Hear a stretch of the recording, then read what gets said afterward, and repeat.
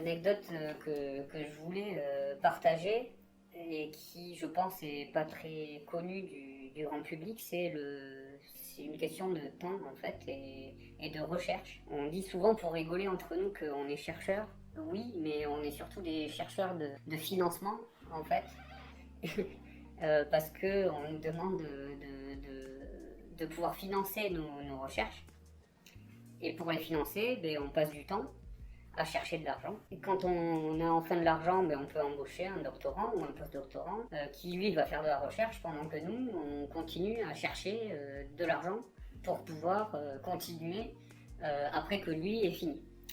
Et donc la petite anecdote que je voulais partager, c'est surtout là récemment, on a trouvé un financement de 18 mois pour une postdoctorante brillante qui est donc venue chez nous. On était très contents de l'accueillir. Et 18 mois, c'est assez court quand même pour partir d'un projet de zéro et puis la mener à son terme.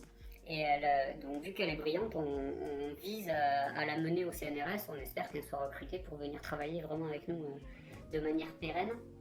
Et donc pour permettre ça, on voulait qu'elle arrive à avoir un postdoc assez long. On lui a donc proposé de participer à un appel à projet européen pour trouver une bourse de postdoc. Ce à quoi on ne s'attendait pas vraiment, c'était le temps qu'elle allait devoir y investir dessus, parce que c'est un temps complètement fou. Elle a passé 6 mois à rédiger un projet.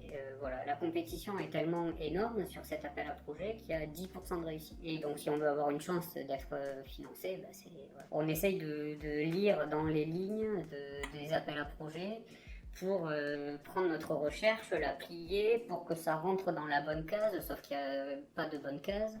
C'est un jeu d'esprit hein, et c'est un coup à prendre. Au bout d'un moment, à force d'en rédiger des réponses à appel à projet, on sait faire. Mais c'est du temps où on fait pas de la recherche quoi. Donc on n'avance pas du tout. Alors qu'il y a 40 ans, en fait, ce temps-là, il n'existait pas parce que dans les labos avant, il y avait un financement récurrent où les gens avaient du récurrent et donc ils pouvaient avancer sur leur recherche sans avoir besoin d'aller chercher un financement pour faire de la recherche.